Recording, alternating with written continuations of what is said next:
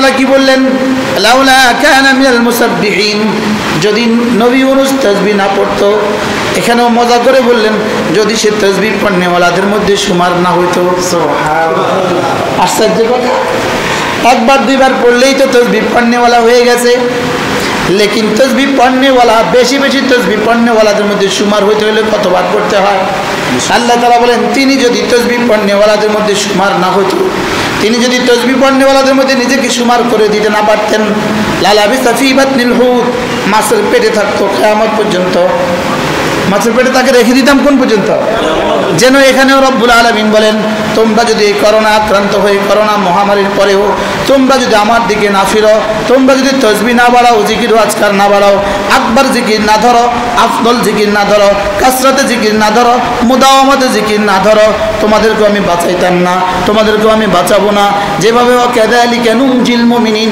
ইউনূসকে যেভাবে বাঁচিয়েছি এভাবেই বাঁচাবো মুমিনিনকে সুবহানাল্লাহ হযরত ইউনূস আলাইহিস কিভাবে বাঁচিয়েছেন আল্লাহ তাআলা তসবিহ দিয়ে বাঁচিয়েছেন বলেন কি দিয়ে তাহলে আমাদেরকে বাঁচাবেন কি দিয়ে কমপক্ষে প্রতিদিন 5 ওয়াক্ত নামাজের পরে প্রথম সবক 10 বার সুবহানাল্লাহ 10 বার আলহামদুলিল্লাহ 10 বার আল্লাহু আকবার বলেন 10 বার সুবহানাল্লাহ 10 বার আলহামদুলিল্লাহ 10 বার আল্লাহু আকবার এই হলো 1 নম্বর সবক 2 নম্বর সবক 5 ওয়াক্ত নামাজের পরে 33 বার সুবহানাল্লাহ 33 বার আলহামদুলিল্লাহ 33 বার আল্লাহু আকবার وقال تمام المئة 100তম বারের বেলায় لا إله إلا الله وحده لا شريك له له الملك وله الحمد وهو على كل شيء قدير পড়ব এই হলো 2 সবক 3 নম্বর সবক হলো রাতে ঘুমাবার সময় 33 বার সুবহানাল্লাহ 33 বার আলহামদুলিল্লাহ 34 বার আল্লাহু আকবার পড়ব এই হলো 3 নম্বর সবক ঘুম থেকে জেগে সঙ্গে সঙ্গে লা ইলাহা ইল্লাল্লাহ ওয়াহদাহু লা শারীকা লাহু লাহুল মুলক ওয়া লাহুল হামদ ওয়া হুয়া আলা কুল্লি শাইইন কাদির সুবহানাল্লাহ ওয়ালহামদুলিল্লাহ ওয়া লা ইলাহা ইল্লাল্লাহ ওয়াল্লাহু আকবার ওয়া লা হাওলা ওয়া লা কুওয়াতা ইল্লা বিল্লাহ এই দূর বলার পরে আল্লাহর নবী বলেন এখন সে যে দোয়া করবে আল্লাহ তাআলা তার এই দোয়া কবুল করবে সুবহানাল্লাহ রাওয়াহুল বুখারী ওয়া মুসলিম কে পড়বে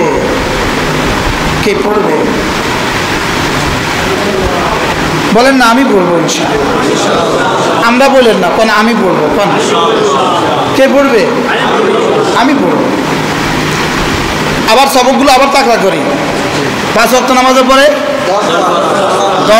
10 বলেন এখানে ডিজিটাল ঘড়ি আছে ধরেন মিনিট সেকেন্ড ধরেন সেকেন্ড ধরেন সুবহানাল্লাহ সুবহানাল্লাহ সুবহানাল্লাহ সুবহানাল্লাহ সুবহানাল্লাহ সুবহানাল্লাহ সুবহানাল্লাহ সুবহানাল্লাহ সুবহানাল্লাহ সুবহানাল্লাহ আলহামদুলিল্লাহ আলহামদুলিল্লাহ আলহামদুলিল্লাহ আলহামদুলিল্লাহ আলহামদুলিল্লাহ আলহামদুলিল্লাহ আলহামদুলিল্লাহ আলহামদুলিল্লাহ আলহামদুলিল্লাহ আলহামদুলিল্লাহ আল্লাহু আকবার আল্লাহু আকবার আল্লাহু আকবার আল্লাহু আকবার আল্লাহু আকবার আল্লাহু আকবার আল্লাহু আকবার আল্লাহু আকবার আল্লাহু আকবার আল্লাহু আকবার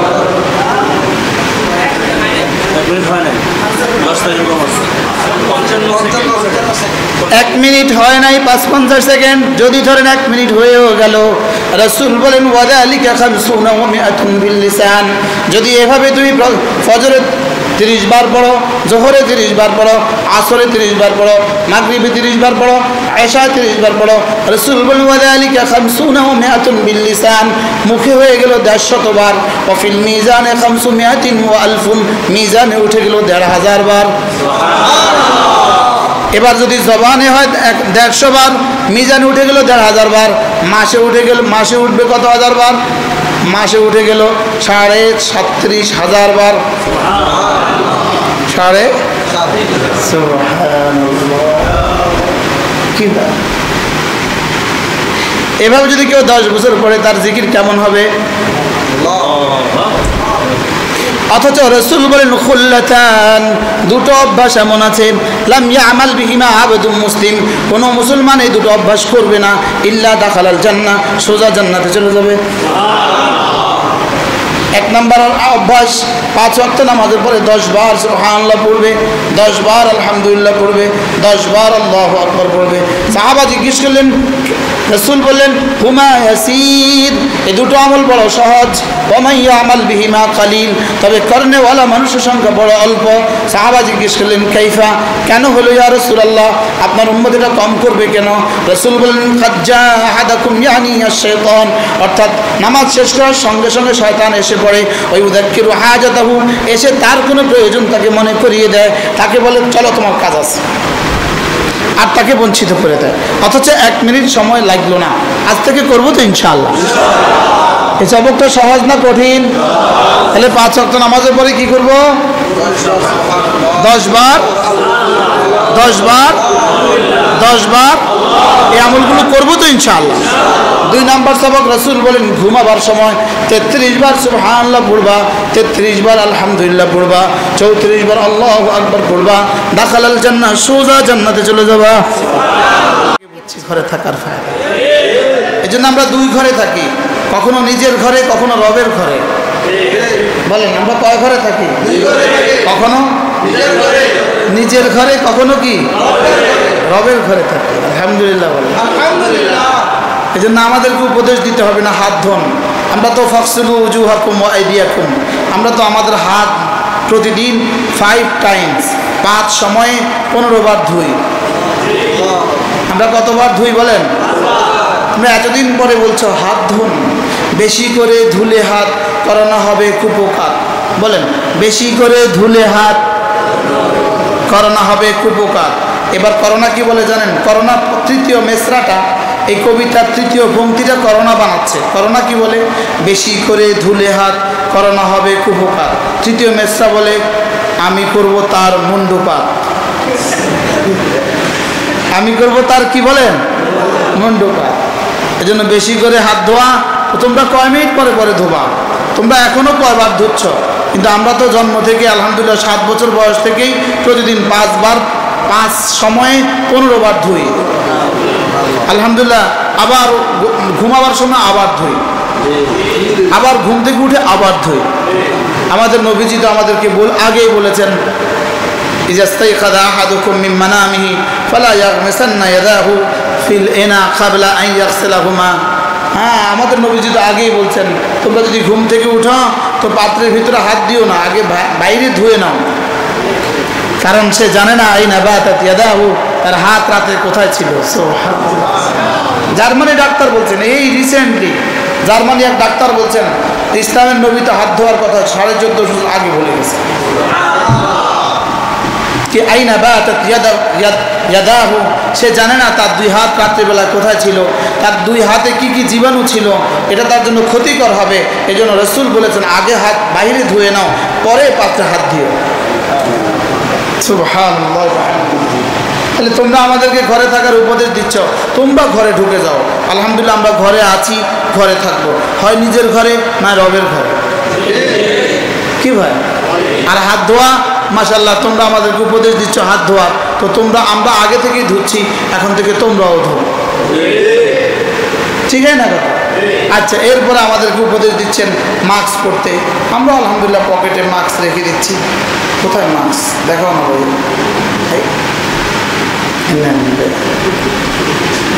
আরে মাস্ক দেখাও না, মাস্ক। আমরা তো কি রাখি? আমরা তো মাস্ক পকেটে রাখি তো আমরা, না প্রয়োজন আমরা ইউজ করি, মাস্ক আমরা ইউজ করি। তাইলে আমরা কি বলবো বলেন? তোমরা আমাদেরকে মাস্ক পরতে উপদেশ দিচ্ছ, আমাদের রব আমাদেরকে মাস্ক পরতে উপদেশ দিয়েছেন 1450 বছর আগে। বলা হ্যাঁ ওয়ালিয়াদরিবনা বিখুমুরিহিন্না আলা জুয়ুবিহিন্না। সুবহানাল্লাহ বলেন। আরে এগুলো মুখস্থ করবা ছাত্র, এগুলো সব কি করবা বলো? এই জন্য এক আরব বড় সুন্দর লিখছেন মারহাবান ইয়া করোনা। কি লিখছে বলে?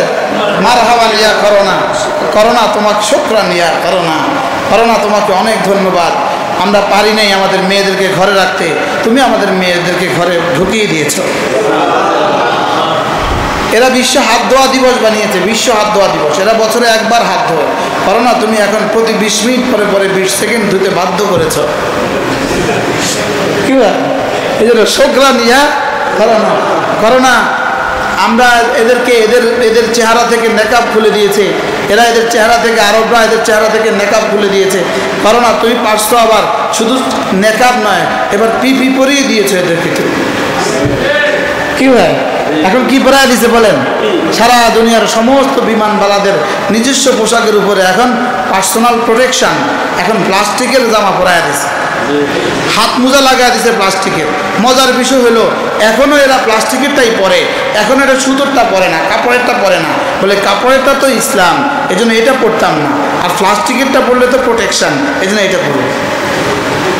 দেখেন আমাদের নবীজি তো, তোমরা এখন বলছো হাই তোলার সময়, হাঁচি দেওয়ার সময় আপনারা মুখ চোখ ঢেকে রাখুন, আর বেশি থেকে আরও যদি ঢাকতে চান হাতের কনুই দিয়ে, আপনি হাতের কনুই ভাঁজ দিয়ে আপনি আপনার মুখ ঢেকে রাখুন। যেমন হাই তোলার সময় আপনি এভাবে করুন,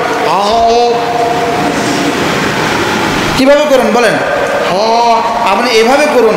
আচ্ছা আমাদের নবীজি বলছেন হাই তোলার সময় হাতের তালু দিয়ে দাও, নামাজে থাকলে পিঠ দিয়ে দাও, এটা এত সহজ। এর বিপরীতে এরা বলছে হাই তোলার সময় এভাবে দাও। আচ্ছা এটা বললো কেন, ওইটা আর এটা না বললেন কেন? এটা আর এটা এই জন্য বলেছে, বলে নাই এটা আর এটা ইসলাম, এই জন্য এটা বলে না। কি ভাই? সুবহানাল্লাহ, আল-ইয়াওমা আকমালতু লাকুম দীনাকুম ওয়া আতমামতু আলাইকুম নি'মাতি ওয়া রাদিতু লাকুমুল ইসলাম দীনা। সুবহানাল্লাহ। কি ভাই এখন বাথরুমে যেতে প্লাস্টিকের টুপি পিন্ডি যাও কেন? আমরা তো আমাদের নবীজি বাথরুমে যেতে আমাদেরকে আগেই বলছেন মাথা ঢেকে যাও। কি ভাই তাহলে বোঝা গেছে আমাদের ইসলাম আমাদের প্রোটেকশন।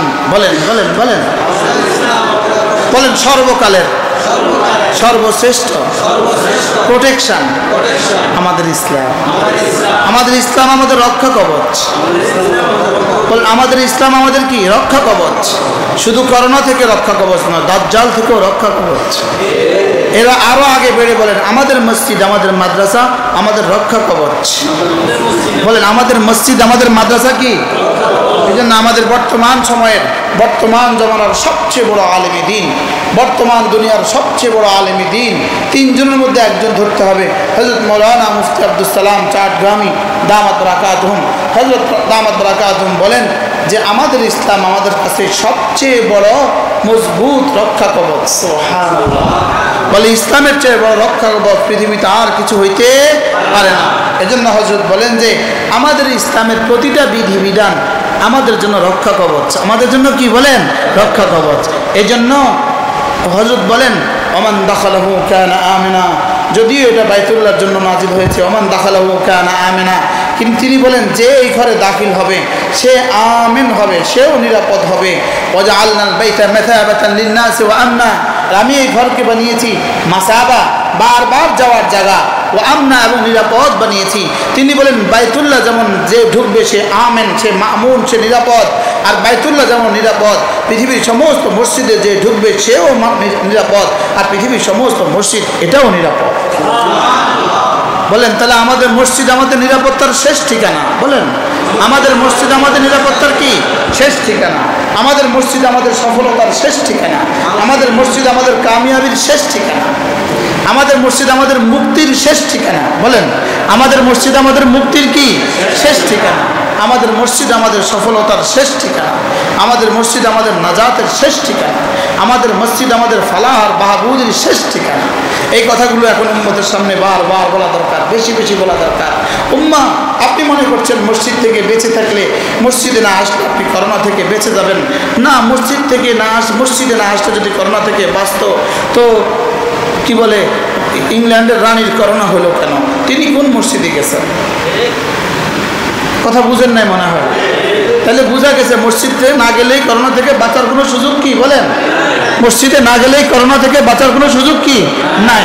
মসজিদে এসে মুসল্লি মিলে মিলে দাঁড়াবে, রাসূল করিম সাল্লাল্লাহু তাআলা আলাইহি ওয়াসাল্লামের এই শাশ্বত সুন্নতকে মসজিদে এসে পৃথক পৃথক হয়ে দাঁড়াবে, কার কথা আমরা বর্জন করলাম?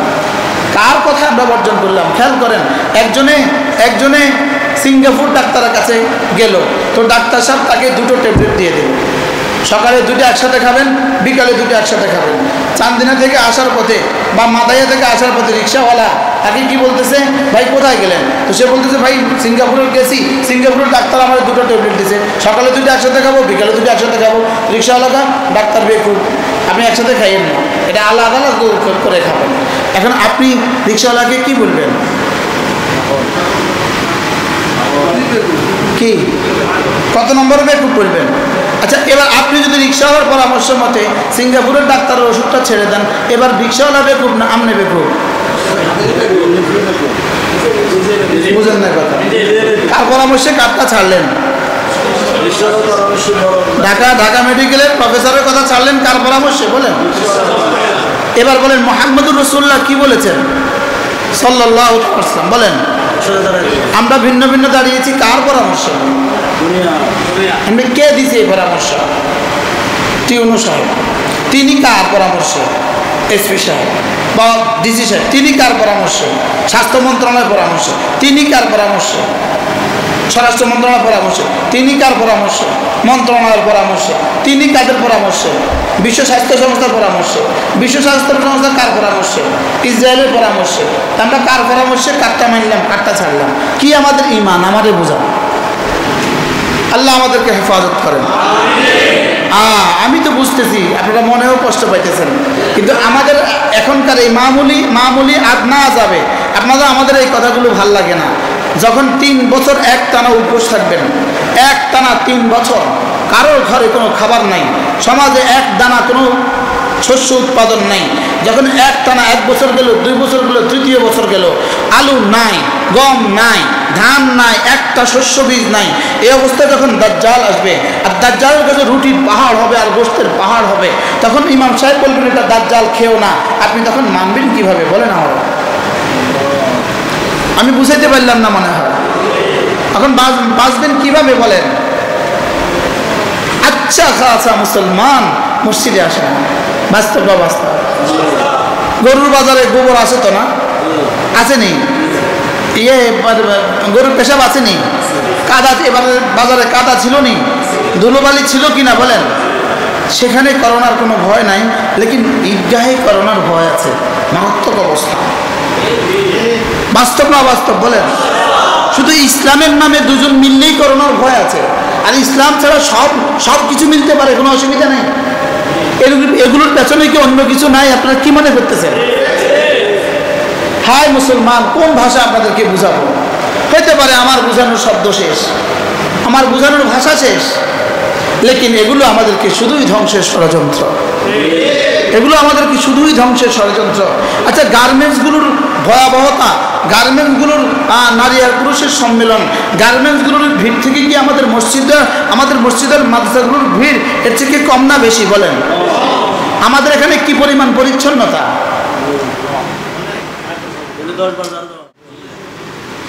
এটা ক্ষতিকর, ওটা ক্ষতিকর নয়, এই বুঝ ব্যবস্থা কে দিল আমাদেরকে? আমাদের বাজার চলতে পারে, মসজিদ চলতে পারবে না, আমাদের বাজার চলতে পারে, মাদ্রাসা চলতে পারবে না, এটা কেন হলো? আমাদের এই বদামূলের কারণে। না জানি রব্বে করিম আমাদের উপরে নারাজ হয়ে না জানি আমাদেরকে আমাদের মসজিদগুলো থেকে বঞ্চিত করে দিছে। আমাদের মাদ্রাসাগুলো যদি বন্ধ হয়ে যায়, খোদা না খাস্তা, এভাবে যদি আরো 2-4 বছর চলতে থাকে, বললেন তো দেখি এদেশে ইসলামের শেষ ঠিকানা কি হবে? এদেশে ইসলামের শেষ ঠিকানা কি হবে? এজন্য মেরে ভাইও, আল্লাহ তাআলার দিকে ফেরা ছাড়া আর কোনো রাস্তা নাই। বলেন কি বলছে বলেন? আল্লাহ তাআলার দিকে ফেরা ছাড়া আর কোনো রাস্তা কি? আল্লাহ তাআলার দিকে ফেরা ছাড়া আর কোনো রাস্তা নাই। আল্লাহ তাআলাকে ধরা ছাড়া আর কোনো রাস্তা নাই। আর হযরত মুআয ইবনে জাবাল রাদিয়াল্লাহু তাআলা বলেন, মা রাআইতু আনজা মা রাআইতু মিন আমাল আনজা মিন আযাবিল্লাহ। আমি হযরত মুআয রাদিয়াল্লাহু তাআলা বলেন, আমি আল্লাহর আযাব থেকে বাঁচানেওয়ালা জিকিরের চেয়ে দামি কোনো আমল আর দেখি নাই। আল্লাহর আযাব থেকে বাঁচানেওয়ালা জিকিরের চেয়ে দামি আমল আর দেখি নাই। জিকিরের চেয়ে দামি কোনো আমল নাই যেটা আল্লাহর আযাব থেকে উম্মাকে বাঁচাইতে পারে, আল্লাহর আযাব থেকে বান্দাকে বাঁচাইতে পারে। জিকিরের চেয়ে দামি কোনো আমল নাই। এজন্য মেরে ভাই, হাত ধরে বলি, পায়ে ধরে বলি, আজ থেকে জিকির শুরু করে দেন। এখন বলবেন হুজুর জিকিরের মধ্যে সবচেয়ে দাম এটা কোনটা? উত্তর, জিকিরের মধ্যে আকবর হলো নামাজ, আফদল হলো তিলাওয়াত। সুবহানাল্লাহ। আকবর হলো কি? ওয়ালা যিকরুল্লাহি আকবর, নামাজ আকবর জিকির, আর আফদল জিকিরে তিলাওয়াতুল কোরআন। এবার বলেন আকবর জিকির কোথায় হয়? মসজিদে। আফদল জিকির কোথায় হয়? মাদ্রাসা। সুবহানাল্লাহ। বলেন জিকিরের চেয়ে আযাব থেকে বাঁচানোওয়ালা আর কোনো বস্তু নাই। জিকিরের চেয়ে আযাব থেকে বাঁচানোওয়ালা আর কোনো বস্তু নাই। আকবর জিকির কোথায়? আফদল জিকির কোথায়? তাহলে এই দুটো খুলে দিলে করানো হবে না দিলে করানো হবে? কে বুঝাবে? কে বুঝবে কথাগুলো? হ্যাঁ, সবচেয়ে বড় জিকির কোনটা? নামাজ। বলে সবচেয়ে বড় জিকির কোনটা? এটা কোথায় হয়? আর সবচেয়ে উত্তম জিকির কোনটা? তিলাওয়াত কোথায় হয়? তো জিকিরের থেকে বড় কোনো আযাব থেকে বাঁচানোওয়ালা আর কি? তাহলে এই দুইটা বন্ধ হয়ে গেলে কি কি বন্ধ হয়ে গেল? আফদল বন্ধ হয়ে গেল, আকবর কি হয়ে গেল? তো বন্ধ হয়ে গেল। আফদলও নাই, আকবরও নাই। এবার আযাব থেকে বাঁচাবে কে?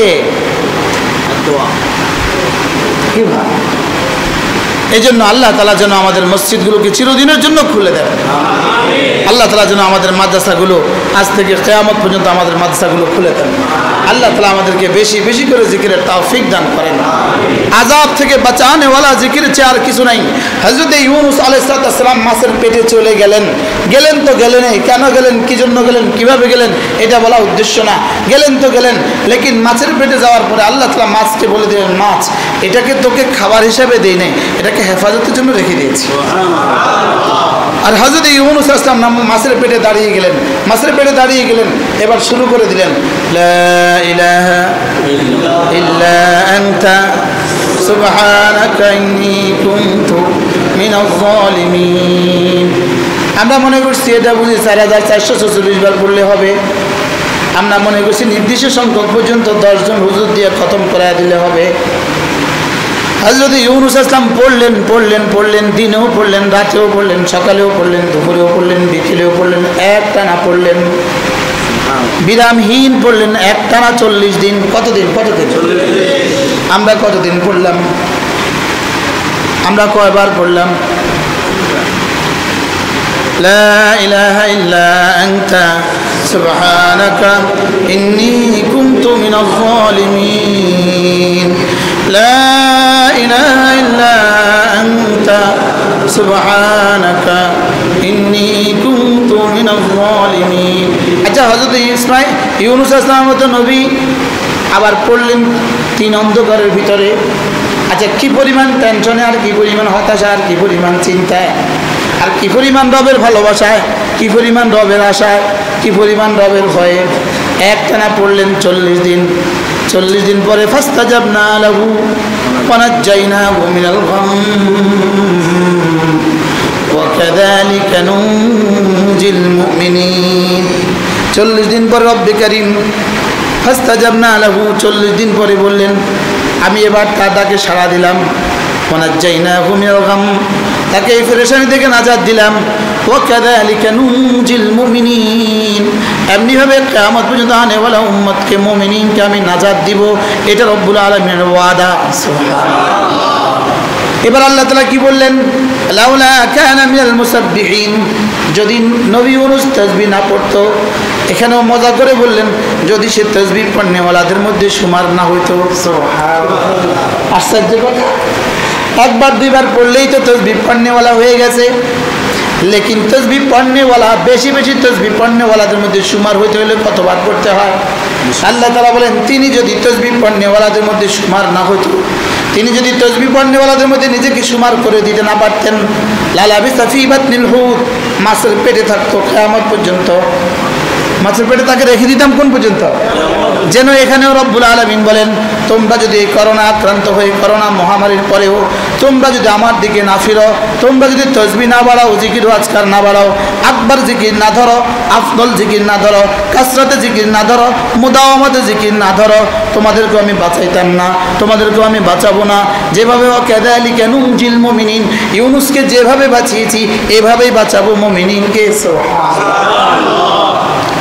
হযরত ইউনুস আলাইহিস কিভাবে বাঁচিয়েছেন আল্লাহ তাআলা? তসবিহ দিয়ে বাঁচিয়েছেন। বলেন কি দিয়ে? কি দিয়ে? তাহলে আমাদেরকে বাঁচাবেন কি দিয়ে? কমপক্ষে প্রতিদিন 5 ওয়াক্ত নামাজের পরে প্রথম সবক 10 বার সুবহানাল্লাহ, 10 বার আলহামদুলিল্লাহ, 10 বার আল্লাহু আকবার। বলেন 10 বার সুবহানাল্লাহ, 10 বার আলহামদুলিল্লাহ, 10 বার আল্লাহু আকবার। এই হলো 1 নম্বর সবক। 2 নম্বর সবক 5 ওয়াক্ত নামাজের পরে 33 বার সুবহানাল্লাহ, 33 বার আলহামদুলিল্লাহ, 33 বার আল্লাহু আকবার। ওয়াকালা তামামাল মিয়া, 100তম বারের বেলায় লা ইলাহা ইল্লাল্লাহ ওয়াহদাহু লা শারীকা লাহ, লাহুল মুলক ওয়া লাহুল হামদ ওয়া হুয়া আলা কুল্লি শাইইন কাদির পড়ব। এই হলো 2 সবক।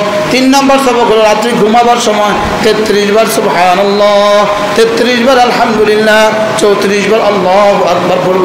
এই হলো 3 নম্বর সবক। ঘুম থেকে জেগে সঙ্গে সঙ্গে লা ইলাহা ইল্লাল্লাহ ওয়াহদাহু লা শারীকা লাহ, লাহুল মুলক ওয়া লাহুল হামদ ওয়া হুয়া আলা কুল্লি শাইইন কাদির, সুবহানাল্লাহ ওয়াল হামদুলিল্লাহ ওয়া লা ইলাহা ইল্লাল্লাহ ওয়াল্লাহু আকবার ওয়া লা হাওলা ওয়া লা কুওয়াতা ইল্লা বিল্লাহ। এর দুর্বলার পরে আল্লাহর নবী বলেন এখন সে যে দোয়া করবে আল্লাহ তাআলা তার এই দোয়া কবুল করবে। রাওয়াহুল বুখারী ওয়া মুসলিম। কে পড়বে? কে পড়বে? বলেন না আমি পড়বো ইনশাআল্লাহ। আমরা বলেন না কোন আমি পড়বো, কোন কে পড়বে? আমি পড়বো। আবার সবকগুলো আবার তাকড়া করি। 5 ওয়াক্ত নামাজের পরে 10 10 10 বলেন। এখানে ডিজিটাল ঘড়ি আছে, ধরেন মিনিট সেকেন্ড ধরেন,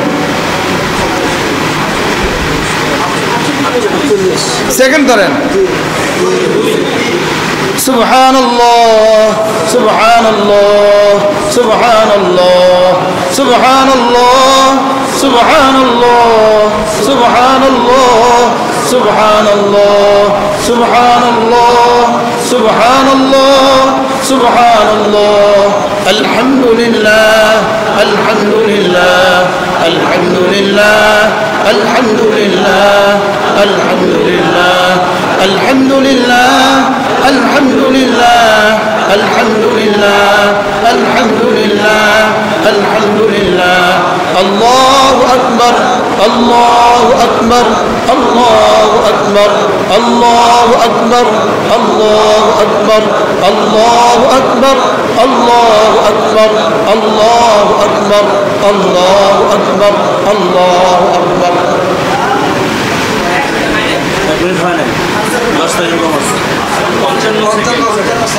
1 মিনিট হয় নাই, 55 সেকেন্ড। যদি ধরেন 1 মিনিট হয়েও গেল, রাসূল বলেন ওয়াযালিকা 50 ওয়া 100 বিল লিসান। যদি এভাবে তুমি ফজরে 30 বার পড়ো, জোহরে 30 বার পড়ো, আসরে 30 বার পড়ো, মাগরিবে 30 বার পড়ো, এশা 30 বার পড়ো, রাসূল বলেন ওয়াযালিকা 50 ওয়া 100 বিল লিসান। মুখে হয়ে গেল 150 বার। ওয়া ফিল মিজানে 500 ওয়া 1000, মিজানে উঠে গেল 1500 বার। এবার যদি জবানে হয় 150 বার, মিজানে উঠে গেল 1500 বার। মাসে উঠে গেল, মাসে উঠবে কত হাজার বার? মাসে উঠে গেল 37,500 বার।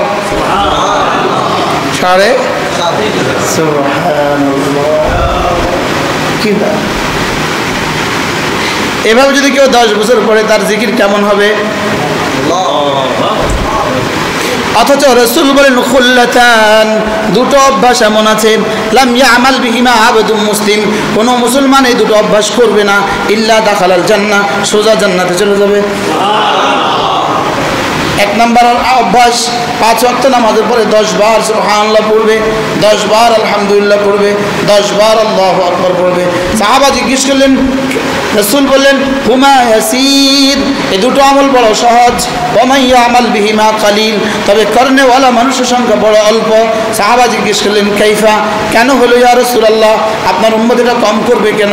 রাসূল বললেন কাদ জাআ আহাদাকুম ইয়ানি আশ-শাইতান, অর্থাৎ নামাজ শেষ করার সঙ্গে সঙ্গে শয়তান এসে পড়ে, ওই উযাক্কিরু হাজাতাহু, এসে তার কোনো প্রয়োজন তাকে মনে করিয়ে দেয়, তাকে বলে চলো তোমার কাজ আছে, আর তাকে বঞ্চিত করে দেয়। অথচ 1 মিনিট সময় লাগলো না, আজ থেকে করবো তো ইনশাআল্লাহ। এই সবকটা সহজ না কঠিন? তাহলে 5 ওয়াক্ত নামাজের পরে কি করব? 10 বার 10 বার 10 বার এই আমলগুলো করবো তো ইনশাআল্লাহ। 2 নম্বর সবক, রাসূল বলেন ঘুমাবার সময় 33 বার সুবহানাল্লাহ পড়বা, 33 বার আলহামদুলিল্লাহ পড়বা, 34 বার আল্লাহু আকবার পড়বা, দাখালাল জান্নাহ, সোজা জান্নাতে চলে যাবা। সাহাবা বললেন ইয়া রাসূলুল্লাহ, এটা এত সহজ আমল আপনার উম্মত করবে না কেন? রাসূল বলেন এভাবে জবানে হবে 100 বার আর মিজানে উঠবে 1000 বার।